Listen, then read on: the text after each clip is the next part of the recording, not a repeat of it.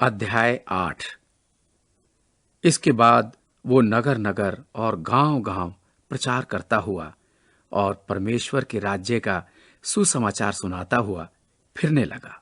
और वे 12 उसके साथ थे, और कितनी स्त्रियां भी जो दुष्ट आत्माओं से और बीमारियों से छुड़ाई गई थी।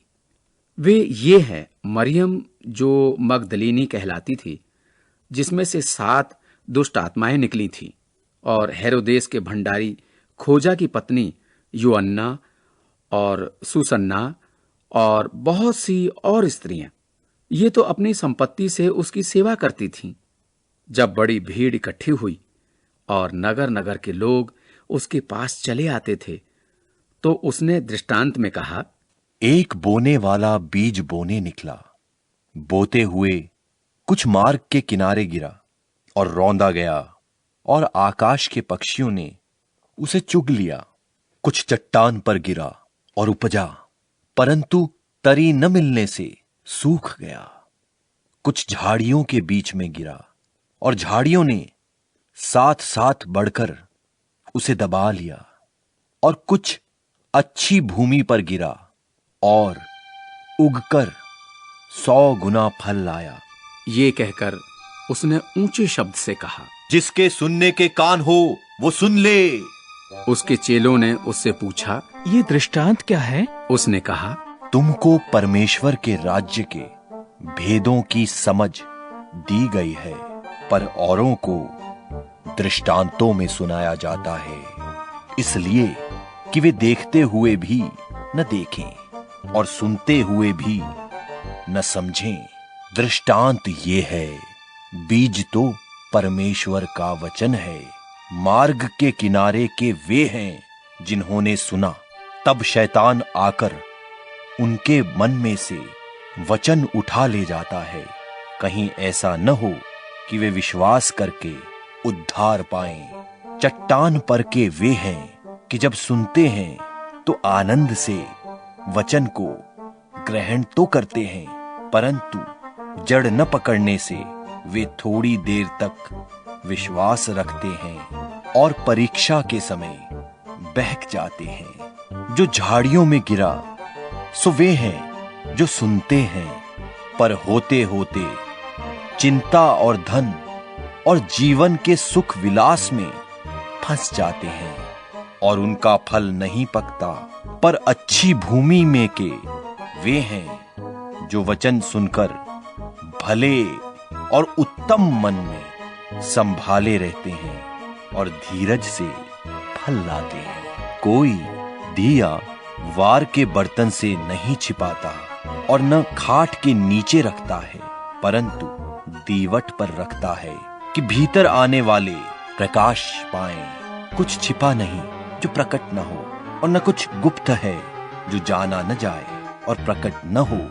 इसलिए चौकस रहो कि तुम किस रीति से सुनते हो, क्योंकि जिसके पास है उसे दिया जाएगा, और जिसके पास नहीं है उससे वो भी ले लिया जाएगा जिसे वो अपना समझता है।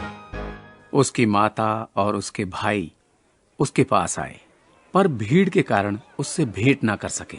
और उससे कहा गया, तेरी माता और तेरे भाई बाहर खड़े हुए तुझसे मिलना चाहते हैं। उसने उत्तर में उनसे कहा, मेरी माता और मेरे भाई ये ही हैं जो परमेश्वर का वचन सुनते और मानते हैं। फिर एक दिन वो और उसके चेले नाव पर चढ़े, और उसने उनसे कहा, आओ झील के पार चलें। सो उन्होंने नाव खोल दी। पर जब नाव चल रही थी तो वो सो गया, और झील पर आंधी आई और नाव पानी से भरने लगी, और वे जोखिम में थे। तब उन्होंने पास आकर उसे जगाया और कहा, स्वामी, स्वामी, हम नाश हुए जाते हैं। तब उसने उठकर आंधी को और पानी की लहरों को डांटा, और वे थम गए और शांति हो गई।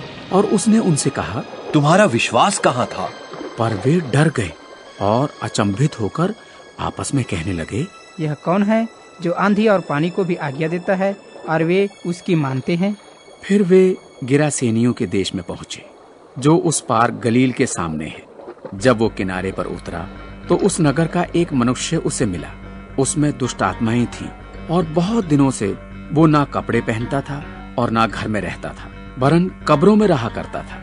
वो यीशु को देखकर चिल्लाया और उसके सामने गिरकर ऊंचे शब्द से कहा, हे परम प्रधान परमेश्वर के पुत्र यीशु, मुझे तुझसे क्या काम? मैं तेरी विनती करता हूँ, मुझे पीड़ा न दे। क्योंकि वो उस अशुद्ध आत्मा को उस मनुष्य में से निकालने की आज्ञा दे रहा था, इसलिए कि वो उस पर बार बार प्रबल होती थी। और यद्यपि लोग उसे सांकलों और बेड़ियों से बांधते थे, तो भी वो बंधनों को तोड़ डालता था और दुष्ट आत्मा उसे जंगल में भगाए फिरती थी। यीशु ने उससे पूछा, तेरा क्या नाम है? उसने कहा, सेना।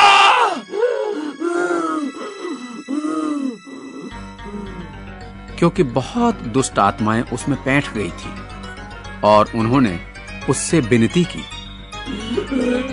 हमें अथाह गड्ढे में जाने की आज्ञा न दे।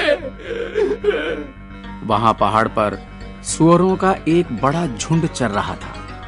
सो उन्होंने उससे विनती की, हमें उनमें बैठने दे।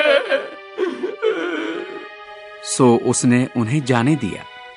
तब दुष्ट आत्माएं उस मनुष्य से निकलकर सूअरों में गई और वो झुंड कड़ाड़े पर से झपटकर झील में जा गिरा और डूब मरा।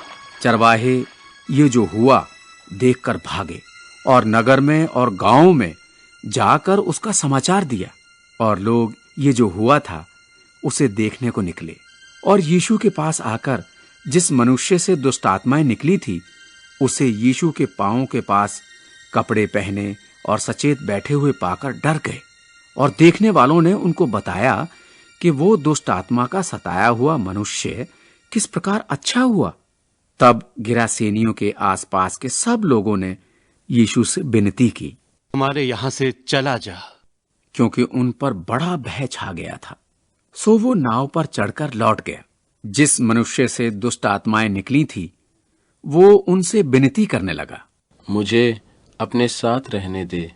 परंतु यीशु ने उसे विदा करके कहा, अपने घर को लौट जा और लोगों से कह दे कि परमेश्वर ने तेरे लिए कैसे बड़े बड़े काम किए हैं। वो जाकर सारे नगर में प्रचार करने लगा कि यीशु ने उसके लिए कैसे बड़े बड़े काम किए। जब यीशु लौट रहा था तो लोग उससे आनंद के साथ मिले, क्योंकि वे सब उसकी बाट जो रहे थे। और देखो, याईर नाम एक मनुष्य जो आराधनालय का सरदार था आया और यीशु के पांव पर गिरकर उससे विनती करने लगा, मेरे घर चल। क्योंकि उसके 12 वर्ष की इकलौती बेटी थी और वो मरने पर थी। जब वो जा रहा था तब लोग उस पर गिरे पड़ते थे। और एक स्त्री ने, जिसको 12 वर्ष से लोहू बहने का रोग था और जो अपनी सारी जीविका वैद्यों के पीछे व्यय कर चुकी थी, पर किसी के हाथ से चंगी ना हो सकी थी, पीछे से आकर उसके वस्त्र के आंचल को छू लिया और तुरंत उसका लोहू बहना थम गया। इस पर यीशु ने कहा, मुझे किसने छुआ? जब सब मुकरने लगे तो पतरस और उसके साथियों ने कहा, हे स्वामी, तुझे तो भीड़ दबा रही है और तुझ पर गिरी पड़ती है। परंतु यीशु ने कहा, किसी ने मुझे छुआ है, क्योंकि मैंने जान लिया है कि मुझ में से सामर्थ निकली है। जब स्त्री ने देखा कि वो छिप नहीं सकती, तब कांपती हुई आई और उसके पांवों पर गिरकर सब लोगों के सामने बताया कि उसने किस कारण से उसे छुआ और कैसे तुरंत चंगी हो गई। उसने उससे कहा, बेटी, तेरे विश्वास ने तुझे चंगा किया है, कुशल से चली जा। वो ये कह ही रहा था कि किसी ने आराधनालय के सरदार के यहाँ से आकर कहा, तेरी बेटी मर गई, गुरु को दुख ना दे। यीशु ने सुनकर उसे उत्तर दिया, मत डर, केवल विश्वास रख तो वो बच जाएगी। घर में आकर उसने पतरस और यूहन्ना और याकूब और लड़की के माता पिता को छोड़ और किसी को अपने साथ भीतर आने ना दिया, और सब उसके लिए रो पीट रहे थे। परंतु उसने कहा, रो मत, वो मरी नहीं परंतु सो रही है। वे ये जानकर कि मर गई है उसकी हंसी करने लगे, परंतु उसने उसका हाथ पकड़ा और पुकार कर कहा, हे लड़की उठ। तब उसके प्राण फिर आए और वो तुरंत उठ खड़ी हुई। तब उसने आज्ञा दी कि उसे कुछ खाने को दिया जाए। उसके माता पिता चकित हुए, परंतु उसने उन्हें चिताया कि ये जो हुआ है किसी से ना कहना।